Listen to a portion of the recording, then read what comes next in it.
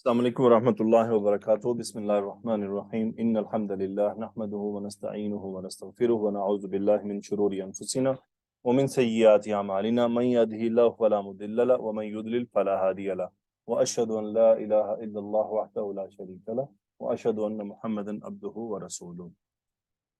حدیث ہم نے پڑھی تھی، یہ حدیث کا دوسرا حصہ ہے، اور جیسا کہ ہم نے پہلے پورشن میں پڑھا کہ ایک آدمی جس نے اپنے والدین کے ساتھ حسن سلوک کا معاملہ کیا تو اللہ تعالیٰ نے اس کی دعا کو سنا۔ اب یہ دوسرا آدمی تھا، اس نے کیا کہا؟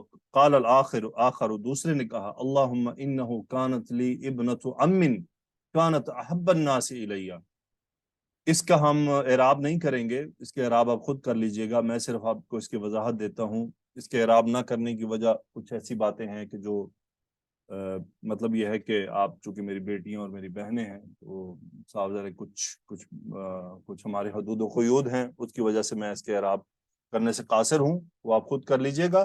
بس میں آپ کو اس کی عملی علمی وضاحت تھوڑی سی ہم کر لیں گے کہ اللہم انہو کانت لی ابنت عم کانت احب الناس الیہ۔ دوسرے آدمی نے کہا کہ اے اللہ، میرے چچا کی ایک بیٹی تھی اور وہ مجھے لوگوں میں سب سے زیادہ پسند تھی۔ کنت احبها کاشد ما یحب الرجال النساء۔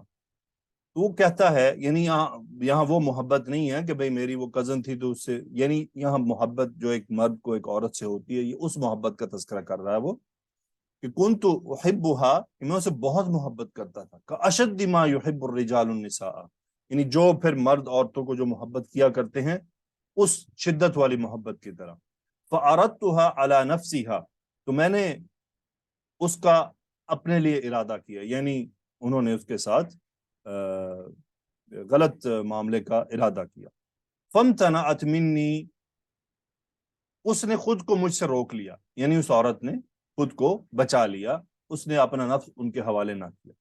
حتی علمت بها سنۃ من السنین، یہاں تک کہ کچھ سال گزرے تو ایک ایسا سال آیا جس نے اس عورت کو تکلیف پہنچائی، یعنی وہ عورت اس سال میں کسی مشکل کا شکار ہوئی کہ جس میں اس کو کسی کی ضرورت پڑ سکتی ہے۔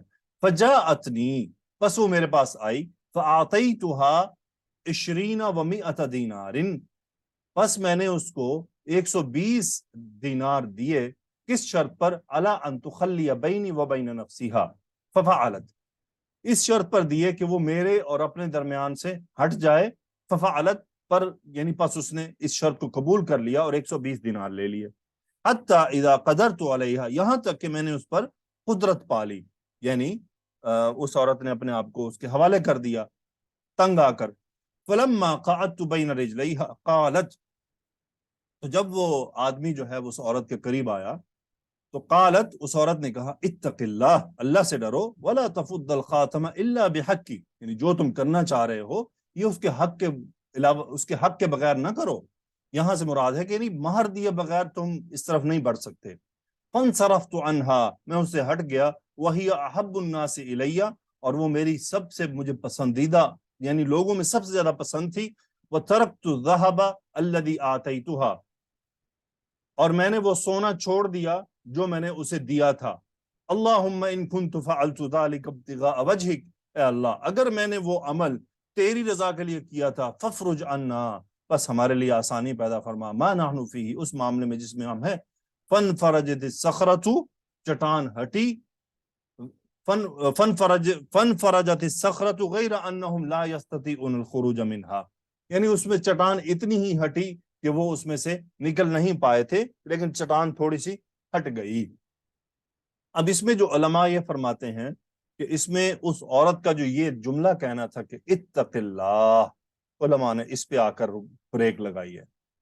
وہ کہتے ہیں کہ غور کریں، اچھا یہاں پر یہ ہے کہ جو اس عورت نے یہ قبول کر لیا کہ اس کو اب مشکل پیش آئی تو اس نے اس مال کے عوض اپنے آپ کو اس مرد کے حوالے کر دیا، یہ نہیں ہو سکتا شرعی طور پر، کسی بھی صورت میں یہ کرنا غلط ہے، چونکہ یہ دین محمد صلی اللہ علیہ وسلم سے پہلے کی بات ہے تو اس وقت بھی غلط ہی ہوگا، یہ ویسے ہی غلط ہے، لیکن چلو بہرحال اس نے اپنے آپ کو حوالے کر دیا۔ لیکن جب معاملہ بہت قریب آ گیا تو اس نے کہا اتق اللہ، اللہ سے ڈر۔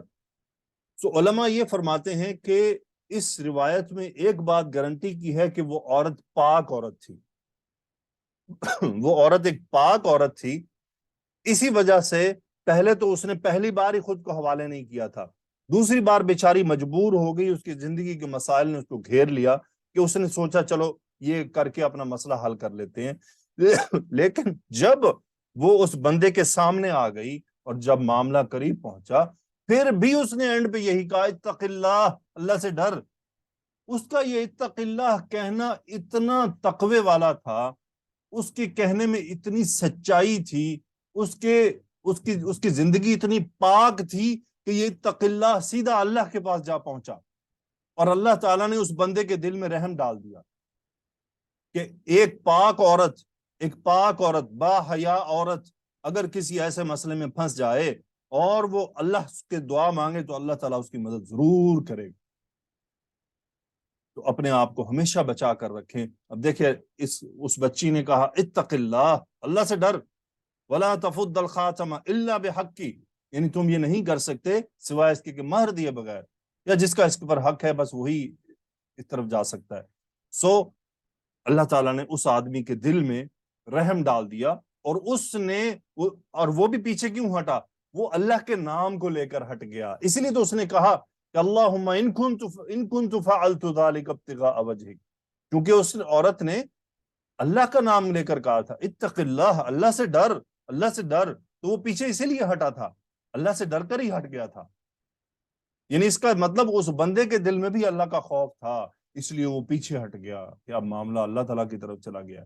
اور پھر ایک دن آیا کہ اس نے یہ دعا کی تو اللہ تعالیٰ نے اس کی دعا کو قبول فرمایا اور وہ چٹان تھوڑی سی ہٹ گئی.